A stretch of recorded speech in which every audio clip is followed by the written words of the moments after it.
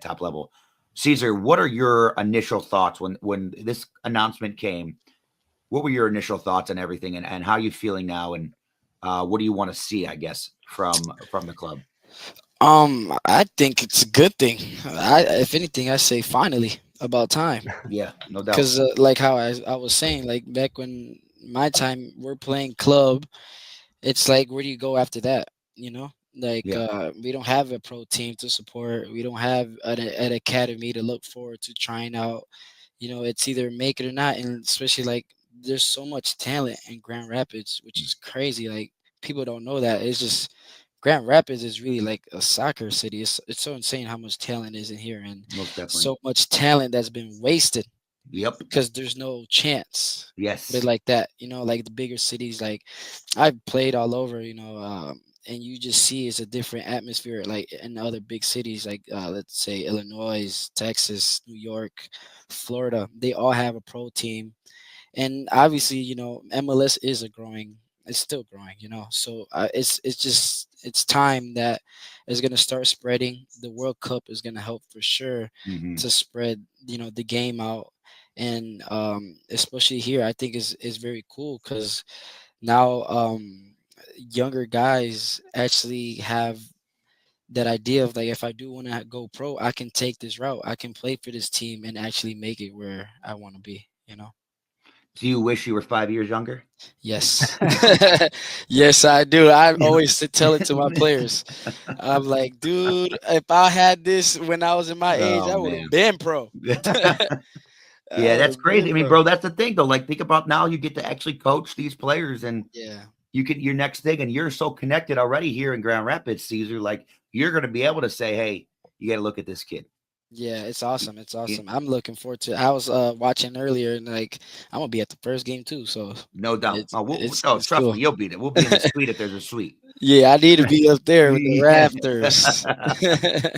So okay, so with this, so with the youth system, so you coach at East, right? East FC. Yeah, I coach East FC, Olay, futsal, and I coach for Wyoming High School and Middle School. Okay, so you're plugged into the youth. So with Revolution being the announcement, as Hmm. being kind of there, and you know the club system a little bit Yeah. here. Do you think that? How do you feel about that? I guess I'm going to leave it open as that. Like, Mhm. what are your initial thoughts with it being with one club, and does that take away from this feeling more community driven? Well, I mean, I just think it's who wants to take an initiative. I think they're doing good of being the team to be like, let's do it. Yeah, It kind of takes, I don't know, like if I can say balls, but it you can takes say some, whatever you want, yeah, son. it takes some balls, it takes some guts to do what they did, Yep. So hopefully that put some pressure on everybody else to actually want to commit to that. I hope every club in Michigan or West Michigan decides to want to be involved in MLS next, because it's all about chance. I think chance is the key word to this, because the more chance there is, the higher percentage we have guys from our area actually going to that next level. Yeah.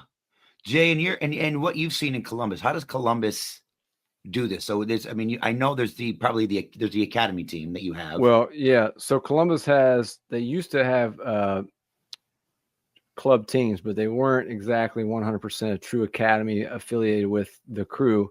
And that's kind of went away. And so now there's something called Sporting Columbus, which they still wear the Crew kind of jerseys Okay. and colors, but it's a separate club.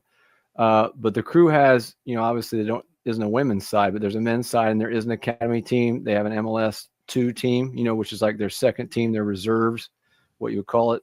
And then another thing I was going to bring up is that, and I don't know about every MLS team, but I do know the Columbus Crew has started doing a good job recently of they do partner with other clubs. So in Columbus, we have a huge club soccer scene as well. I don't even know how many clubs, but for example, I know clubs where I coach. I coach with Club Ohio, but when there's boys who come up that are promising, they will relay the info to the Crew, and if they go try out, train with them for a couple of days, they'll ask them to be on the team. Um, it's kind of like our club, at least. We treat it as a promotion. Like when one of those boys leaves Club Ohio and makes the Crew Academy team, say the U16 Academy team, we promote it on, social media and stuff, so that kid will actually leave and go join their team, which I think that's one of the big issues, right, with clubs in our country and stuff, is it's like you're taking a kid away, but you're really promoting a kid like Cesar, like we're talking about, whose dream is to get to the professional Yeah. level. We try to treat it as, hey, look, we helped develop this kid, and now he made it to this. So you have more camaraderie in Columbus. See, this is my worry, right? Because the way that MSA, so DeVos Van Andel own MSA, they are MFA as well. So the people that brought this state here in the club are the same people that own Revolution. So obviously that everyone kind of knew that was going to happen. Yeah. My worry is this: how much money is this going to cost?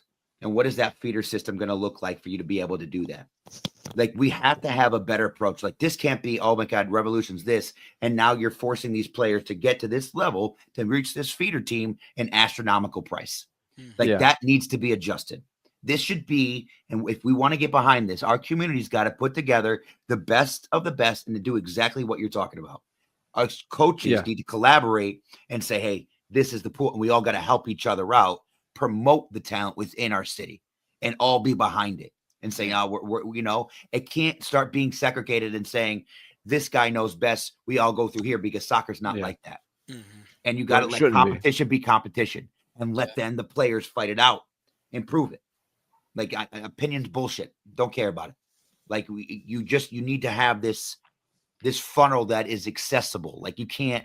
Like, that's the whole thing. Reason I started Soccer Rebellion, when I had that professional tryout in Seattle, and then came back here, started playing Hispanic League, playing with players that are 10 times better than I was. I was like, where were you? Couldn't afford it. But I'm saying you can't. That can't happen. No, I agree. Right in our backyard too, Hispanic League, like that atmosphere. That's Grand Rapids soccer right now. Yeah, it gets crazy. That shit gets it's dope. Like, their finals at Godwin, like. I forget, I had an event that night and I couldn't go to it, but I was like mad bummed that I couldn't go be there. And I remember I texted you, Cesar, like, what happened? And then and Guatemala cheated again. 20, it went to 21 PKs. I mean, it was a crazy game. 21 PKs, bro. Like, but I mean, what?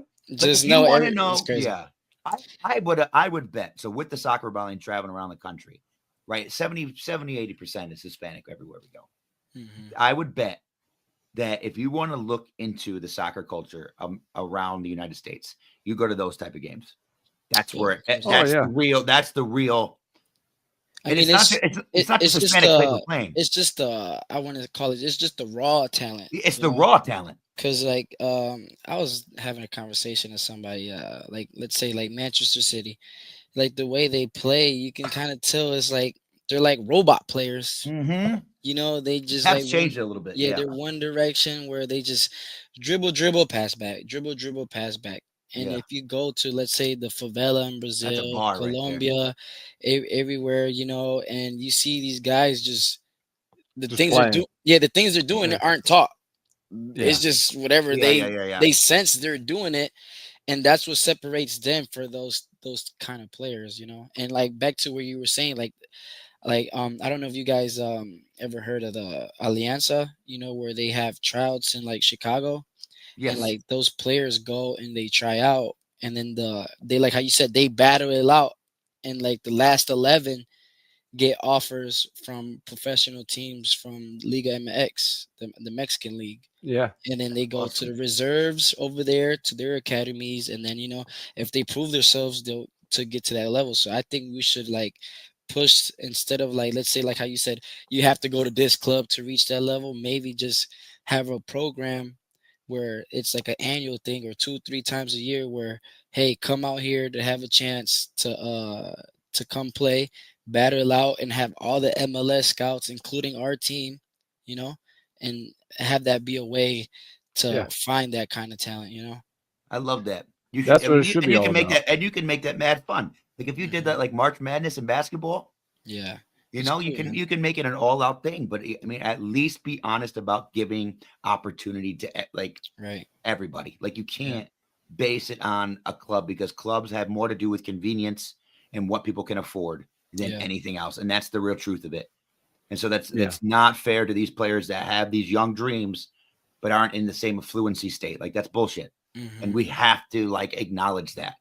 And I think it's up to us, like people like Cesar and I and coaches and fans and real stewards of the game, to have a voice and when this is coming through, to be able to say we're going to put on something like that. Like, you know. Well, I think overall, you know, I'm talking about this from the outside, obviously, compared to you, both of you, but you know, I would say that hopefully down the road, everyone in your community can work together. You know, Michael and I talk about the club thing all the time, and I don't see club soccer going away, you know, in our country. And I'm sure in that community where you guys are, a lot of those clubs aren't just going to disband and fall apart, but hopefully they can find a way to arrange some kind of a, you know, to connect some kind of a underneath the same umbrella, I guess, so to speak, for your MLS Next Pro team to provide a pathway for kids, you know, because that's what it should all be about.